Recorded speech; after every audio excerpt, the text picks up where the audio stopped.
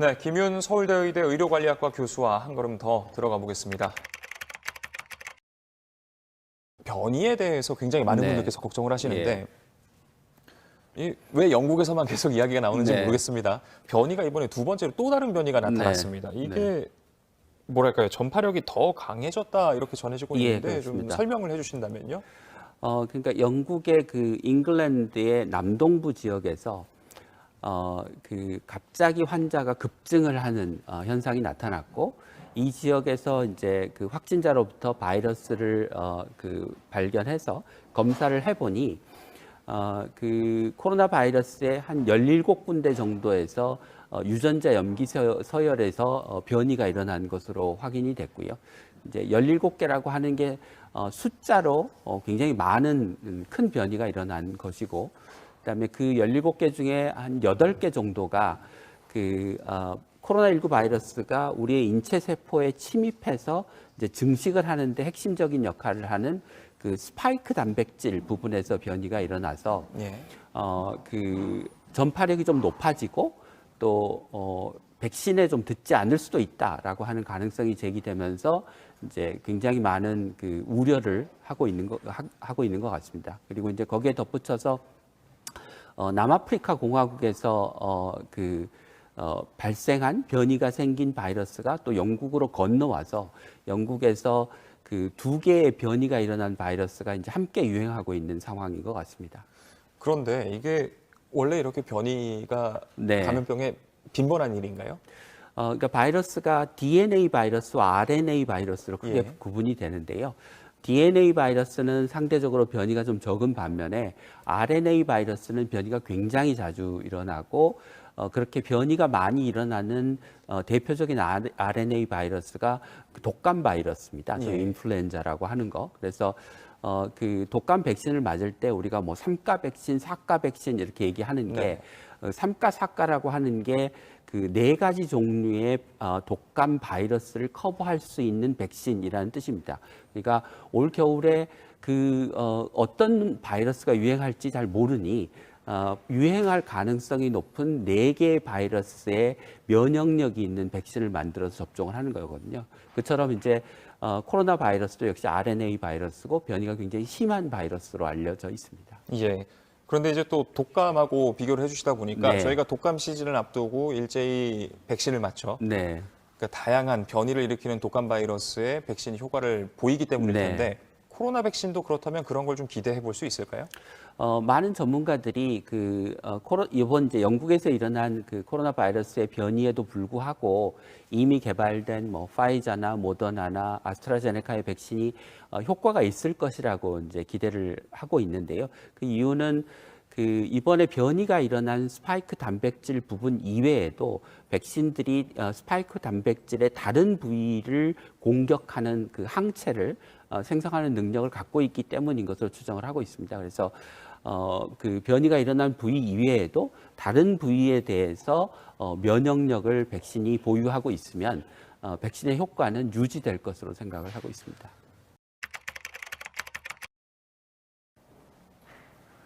네, 최재우 고려대 의대 예방의학과 교수와 한 걸음 더 들어가 보도록 하겠습니다. 하지만 이제 여전히 많은 분들께서 이 변이 바이러스에 우려를 하고 걱정을 하시는 게 혹여나 전파력만 높아지는 것이 아니라 뭐 치명률이랄지 혹은 뭐 중증도랄지 이런 것까지 심각해지면 어떡하나에 대한 걱정도 분명히 있습니다. 네, 맞습니다. 그 점 뭐 전문가도 다 우려하는 바고요. 따라서 이런 바이러스 변이가 계속 어떻게 생기는지 계속 모니터링하고 있고요. 그 모니터링 통해서 변이가 발생된 확인된 그런 바이러스가 지금 말씀하신 중증도나 치명률에 영향을 주는지에 대해서 계속 모니터링하고 있는데 아직까지 다행히 변이에 발생한 바이러스의 대부분의 성격이 감염력, 전염력은 증가하지만 치사율이나 치명률은 높지 않은 것으로 지금 그런 방향은 계속 확인되고 있어서 다행이라고 보입니다. 예. 그런데 이제 시간을 거슬러 좀 생각을 해 보면 말이죠. 이미 이전에도 뭐 S형, 뭐 R형 이렇게 여러 가지의 형태로 새로운 바이러스가 등장했다는 이야기가 나왔었는데 네. 그 당시보다 지금 현재 뭐 영국발 변이 혹은 남아공발 변이 이런 것들이 더 주목을 받게 되는 이유가 특별한 게 있을까요? 예, 감염력이 높아서 그런 겁니다. 뭐 S형, V형, G형, R형, 뭐 GR형, GH형 여러 가지가 있었고요. 우리가 이태원발로 해서 지금 2차 대유행 이후 우리나라에 확대된 거는 이제 GH형이 맞고 지금 영국발 변이에 대한 거는 GR형이다 이렇게 변이를 분류했습니다. 예. GR형은 우리나라에 전혀 없었던 건 아니고요. 그 러시아 선원에서 이미 GR형이 좀 확인된 바는 있었습니다만 우리나라에 지금 감염을 유행을 일으키는 주요한 타입이다. 그렇게는 알려지지 않았었습니다. 그래서 이러한 변이는 계속 발생하고요. 변이는 수백 가지, 수천 가지가 있고 이미 확인 안 된 것도 많이 있을 겁니다. 그런데 그 중에서 의미를 갖고 우리가 봐야 되는 거는 감염력이 높아져서 우리가 갖고 있는 대책이 무력화되거나 혹은 치사율 치명이 높은 그 경우에 한해서 지금 대중에게 알려드리고 예, 실제로 이제 이번 바이러스가 전 세계 곳곳으로 어떻게 확산을 했는지 저희가 그래픽으로 준비를 했는데요. 함께 보면서 이야기를 나눠보도록 하겠습니다.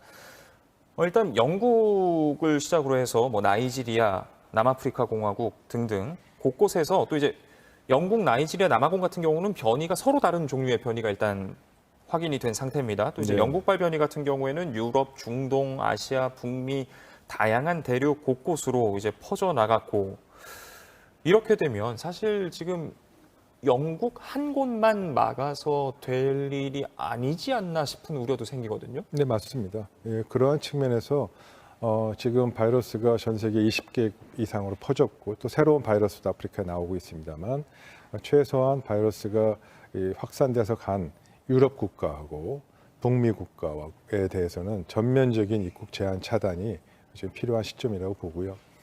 왜 전면적 입국 제한 차단이 필요하냐면 다시 강조드리면 전염력이 70% 이상 높다는 것은 방역 정책, 지금 우리가 갖고 있는 방역 정책을 무력화시킬 수 있는 상황이기 때문에 굉장히 위험한 상황이다. 따라서 새로운 바이러스라고 그냥 간주하고 전면적인 입국 차단 조치 같은 강력한 조치를 하는 것이 필요하다.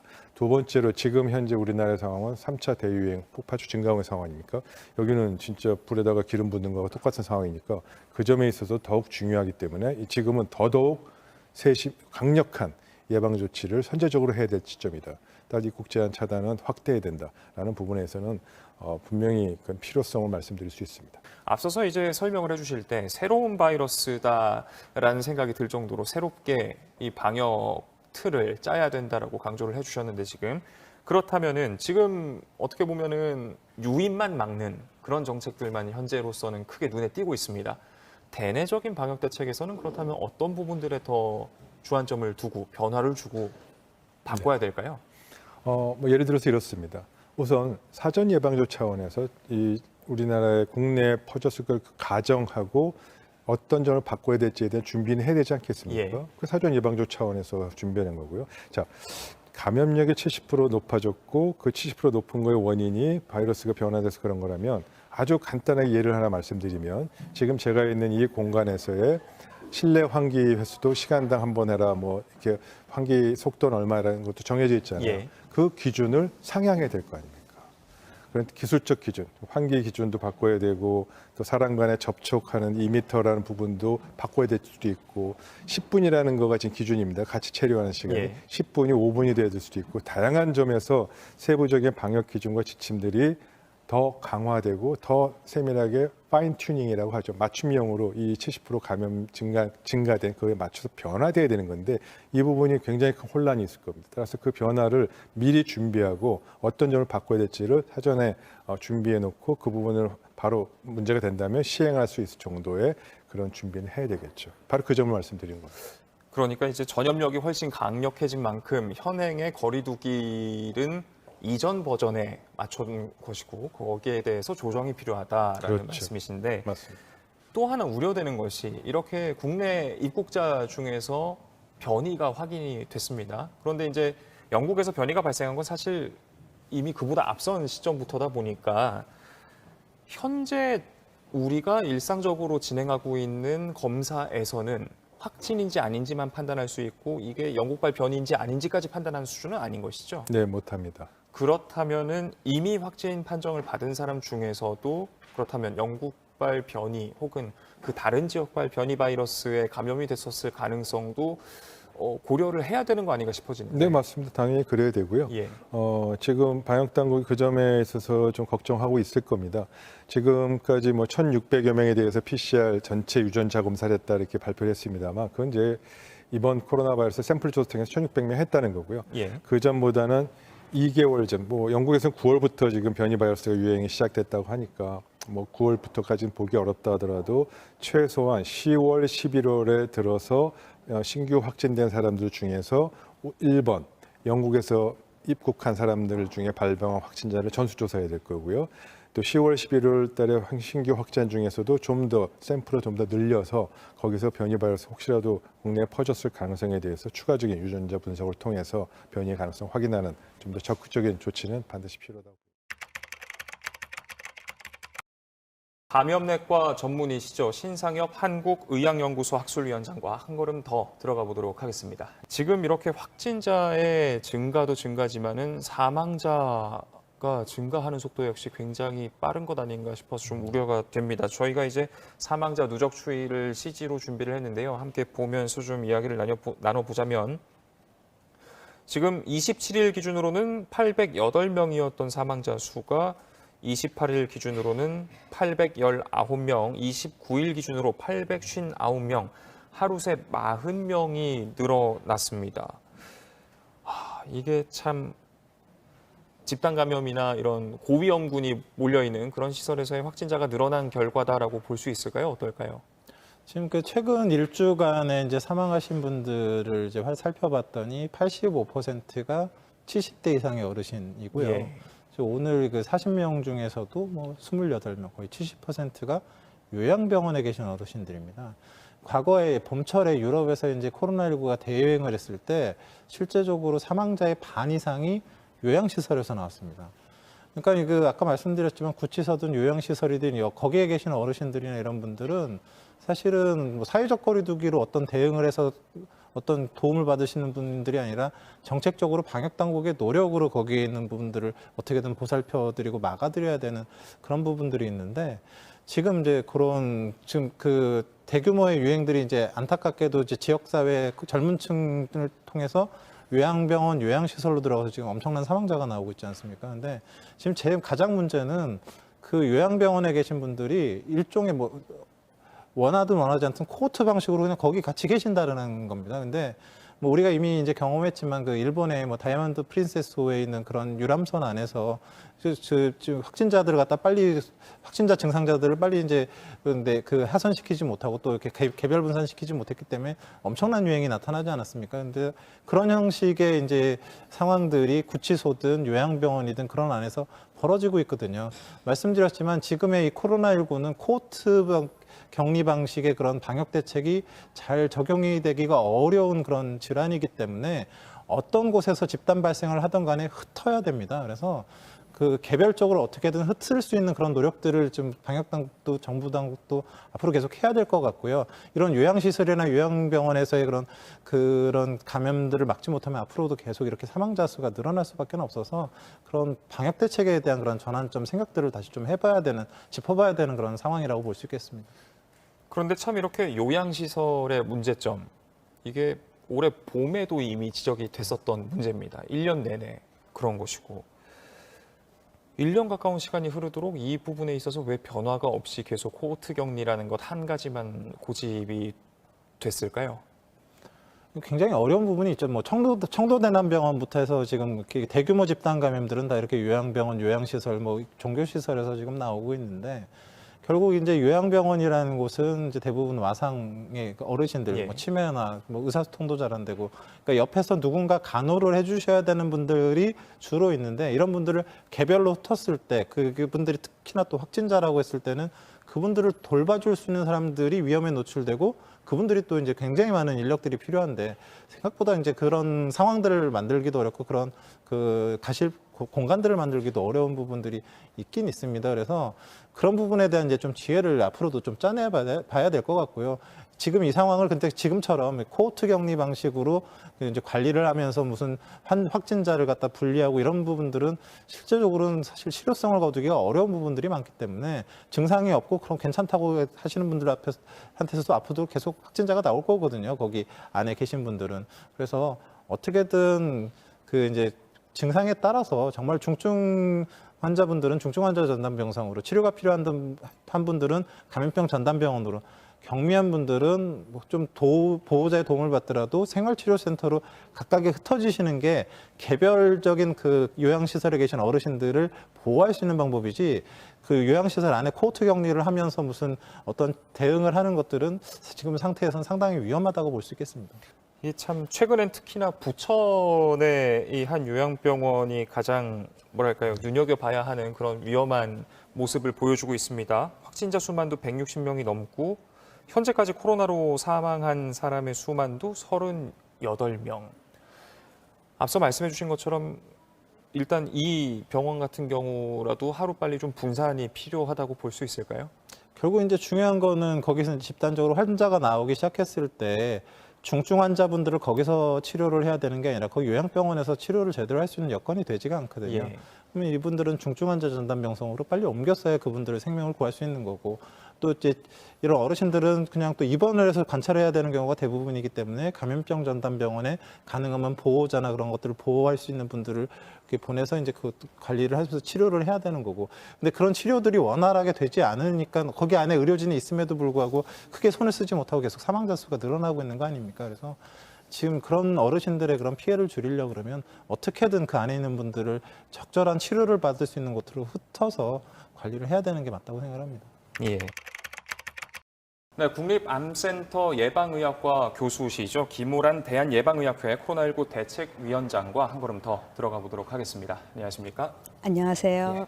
정말 이렇게 고령층의 확진자, 환자, 그리고 중증 환자가 급증하면서 이제 병상 확보도 사실 비상이 걸렸다라는 표현이 이미 오래전부터 맞습니다. 나왔는데 일단 그래도 민간 병원들이 하나둘 협조를 하면서 중증 환자 전담 치료 병상이 조금은 늘긴 했습니다만 여전히 부족해 보이긴 합니다. 정말 병상 배정을 기다리다가 목숨을 잃는 상황들까지도 최근까지도 계속해서 이어지고 있는데, 이런 상황들을 지켜보다 보니까 이게 단순히 뭐 민간 병원만의 책임이다 혹은 정부만의 책임이다 이렇게 볼 수가 없는 총체적인 문제인 것 같습니다. 어떻게 보시는지요? 맞습니다. 사실 한국을 국제 비교해 보면 인구당 병상은 제일 많은 나라에 속합니다. 전 세계적으로 1000명당 병상이 일본이 13인데 한국이 12.7이거든요. 그래서 해외에서는 한국이 어떻게 코로나를 잘 관리했느냐, 병상 수가 많아서 그렇다 이렇게 이야기할 정도로 병상이 부족한 나라는 아닙니다. 그런데 문제는 공공병상은 10% 정도밖에 안 돼요. 그리고 지금 그나마 그 가지고 있던 10% 공공병상, 즉 지역의 의료원들이 코로나 환자를 봐왔는데 그 의료원들의 문제가 뭐냐면 중환자실은 거의 없다는 겁니다. 예.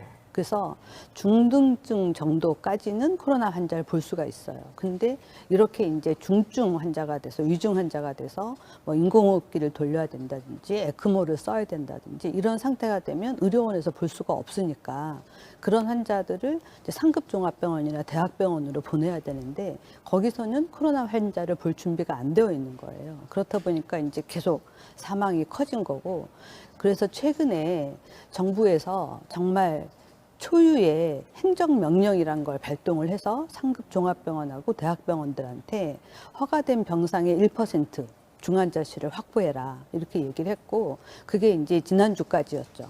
그래서 지금 한 400개 병상이 중환자실이 확보가 된 겁니다.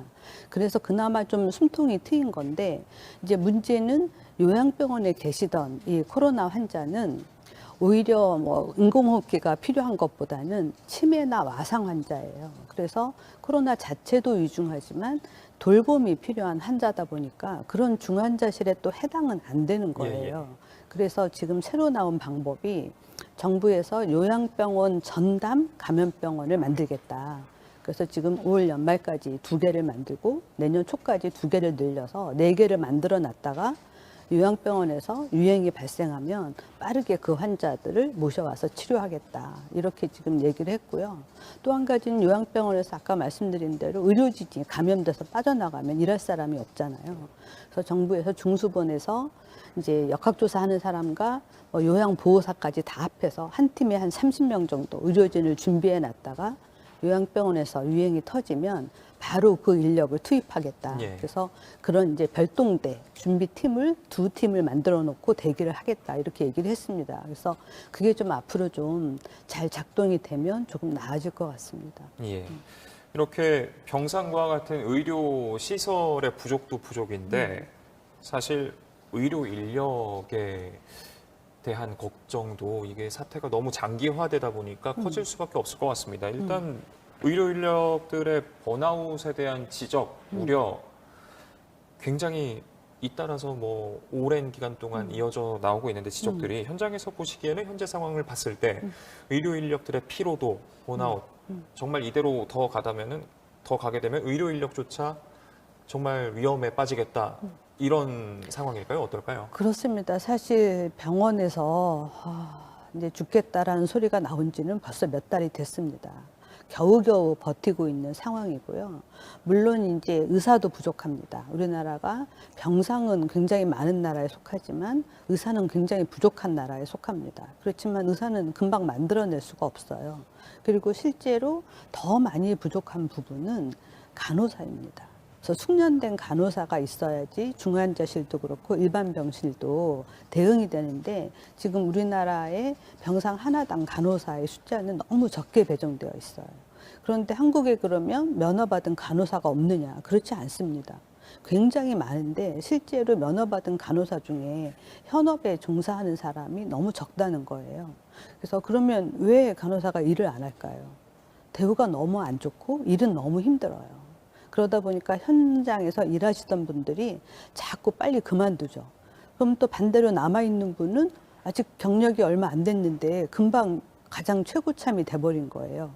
그럼 일의 강도는 훨씬 세지고 예. 책임감은 높아지는데 아직 준비는 안 된 거죠. 그러다 보니까 이직률이 굉장히 높습니다. 그래서 이참에 간호사에 대한 대우나 아니면 역할이나 이런 부분들에 대해서 다시 한번 재점검이 필요할 것 같습니다. 이번엔 이제 K방역의 공과 과, 잘한 점과 아쉬운 점 좀 두루두루 짚어보면 좋을 것 같습니다. 일단 진단키트나 뭐 신속하고 안전한 이 검사로 대표가 된 K방역이 이제 전 세계적인 주목을 받았었는데 우리나라의 진단기술 능력이 이제 그렇다면 전반적으로 어느 정도 수준에 올랐다라고 평가할 수 있을까요?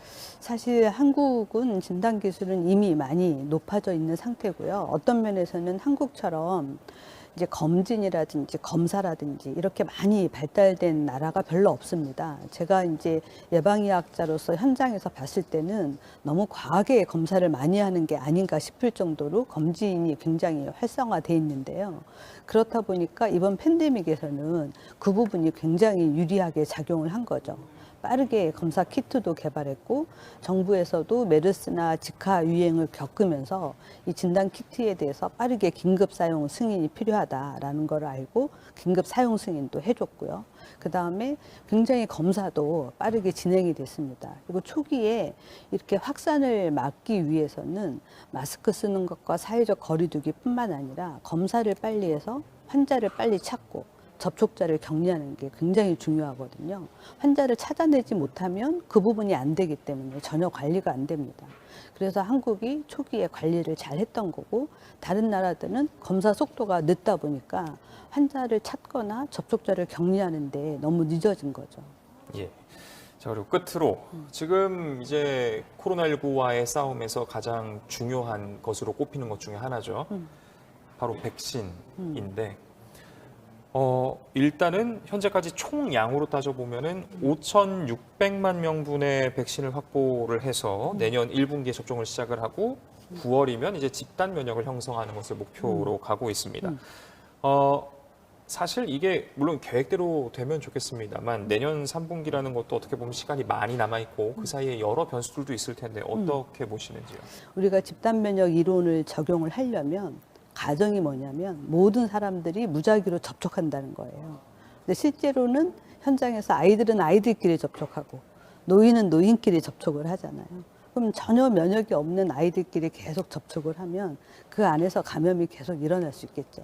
그래서 집단 면역으로 종식은 되지 않고 그러면 왜 예방접종을 하느냐. 첫 번째 목적은 사망을 줄이기 위한 겁니다. 그래서 지금 사망이 일어나는 집단이 다 고령층이잖아요. 그래서 고령층이 계시는 요양병원의 종사자, 또 요양병원에 계시는 노인들, 그다음에 65세 이상 노인들 이렇게 다 따지면 우리나라에서 65세 이상 노인이 한 830만 명, 의료진이 한 100만 명 됩니다. 그래서 인구의 한 20% 정도 되는 1000만 명을 빠르게 전반기에 예방접종을 하고 나면 코로나가 설사 좀 유행을 하더라도 이렇게 요양병원에서 집단적으로 감염이 돼서 사망이 된다든지 이런 일은 좀 안 생길 수 있습니다. 그래서 우리도 일반 이제 성인이라면 65세 이상 노인이 아니라면 아마 내년 뭐 여름 지나서 예방접종을 하게 될 텐데 너무 조급하게 생각하지 마시고 일단 고위험군에게 빠르게 접종을 하는 것이 목표다. 이해해 주시면 좋을 것 같습니다. 내년도 쉽지만은 않겠다 싶은 생각이 드는데요. 이제 마지막에 해주신 말씀대로 모두가 조금 더 한 번 더 힘내서 잘 대응하고 잘 기다리는 시간 가져보면 좋을 것 같습니다. 지금까지 김호란 코로나19 대책위원장과 이야기 나눴습니다. 시청해주신 여러분 고맙습니다.